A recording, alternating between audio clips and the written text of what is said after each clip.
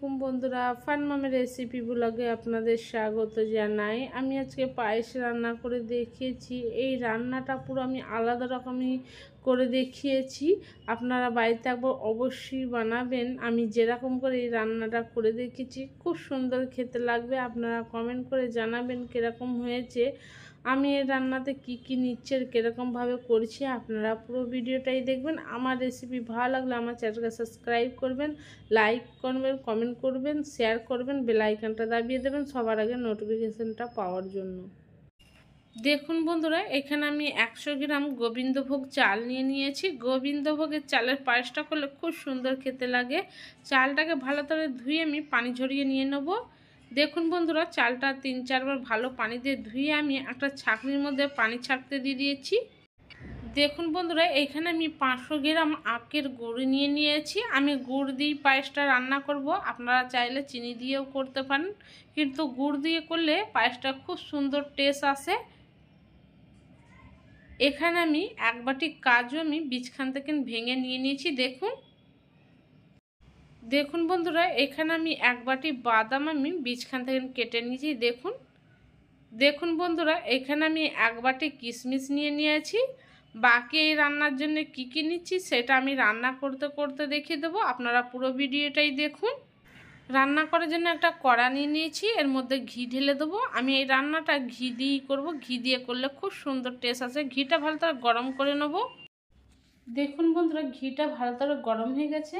আমি গরম মশলা ফোড়ন দিয়ে দেবো। কী নিচ্ছি দেখুন। একটা দারচিনির টুকরো দিয়ে দেবো, 4টে লং দিয়ে দেবো, 4টে ছোটো এলাচ দিয়ে দেবো, একটা তেজপাতা দিয়ে দেবো। এর মধ্যে আমি 1 বাটি কাজু দিয়ে দেবো, 1 বাটি বাদাম দিয়ে দেবো, 1 বাটি কিশমিশ দিয়ে দেবো। কাজু বাদাম কিশমিশটা আমি হালকা করে ভেজে নেবো, বেশি কড়া করে ভাজবো না, ভালো লাগবে না। গ্যাসের ফ্লেমটা আমি মিডিয়াম রেখে দেবো। হালকা করে ভেজে নিয়েছি। এর মধ্যে আমি গোবিন্দভোগ চালটা ধুয়েছিলাম ওইটা দিয়ে দেবো।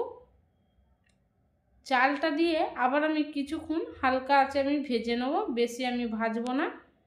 দেখুন বন্ধুরা, চালটা দিয়ে আমি হালকা করে ভেজে নিয়েছি। দেখুন, বেশি আমি কড়া করে ভাজিনি। এর মধ্যে আমি দুধটা দিয়ে দেবো। আমি 2.5 লিটার দুধ দেবো। দুধটা যতটা বেশি করে দেবেন এই পায়েসটা ততটা টেস্টি হবে। আমি এর মধ্যে পুরো 2.5 লিটার দুধ দিচ্ছি 100 গ্রাম চালের মধ্যে। একবার ভালো করে নেড়ে নেব।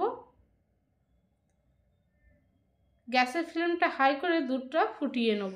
দেখুন বন্ধুরা, দুধটা ভালো করে ফুটে গেছে। একবার নেড়ে দেখে নেব পায়েসের ভাতটা কতটা হয়েছে দেখে নেব। দেখুন বন্ধুরা, অনেকটাই কিন্তু শক্ত হয়ে রয়েছে। এরকম গ্যাসের ফ্লেমটা আমি হাই রেখে দিয়ে 10 মিনিট ধরে ফুটিয়ে নেব। দেখুন বন্ধুরা, 10 মিনিট ধরে ভালো করে আমি দুধটা ফুটিয়ে নিয়েছি। ভাতটা দেখে নেব কতটা সিদ্ধ হয়েছে। দেখুন বন্ধুরা, ভাতটা ভালো করে সিদ্ধ হয়ে গেছে। দেখুন, এর মধ্যে আমি গুড়টা দিয়ে দেবো। এই পায়েসটা যখন রান্না করবেন ভাতটা সিদ্ধ হয়ে গেলে গুড়টা দেবেন। এর মধ্যে 1/2 চামচ আমি নুন দিয়ে দেবো।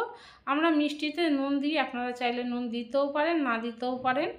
ভালো করে এরকম নাড়তেই থাকবো। নাড়া কিন্তু বন্ধ করব না, পায়েসটা কিন্তু তলার দিকে ধরে যাবে। এরকম করে নেড়ে নেড়ে আমি ভালো করে 10 মিনিট ধরে আবার আমি ফুটিয়ে নেব। দেখুন বন্ধুরা, 10 মিনিট ধরে এরকম নেড়ে ভালো করে আমি ফুটিয়ে নিয়েছি। আর কতটা ঘন হয়ে গেছে, কালারটাও খুব সুন্দর এসে গেছে। দেখুন বন্ধুরা, যতটা ঘন হবে আর এরকম কালারটা আসবে পায়েসটা ততটা টেস্টি হবে। রান্নাটা আমার কমপ্লিট হয়ে গেছে, গ্যাসটা বন্ধ করে দেবো। দেখুন বন্ধুরা, গুড়ের পায়েস রান্নাটা আমার কমপ্লিট হয়ে গেছে। এই পায়েসটা কিন্তু খুব সুন্দর খেতে লাগে। আপনারা একবার বাড়িতে বানাবেন, না বানালে বুঝতে পারবেন না এই পায়েসটা কত সুন্দর টেস্টি খেতে। একবার বানিয়ে খেয়ে আমায় কমেন্টে জানাবেন কীরকম হয়েছে। আমার রেসিপি ভালো লাগলে লাইক, কমেন্ট, শেয়ার আর সাবস্ক্রাইব করবেন।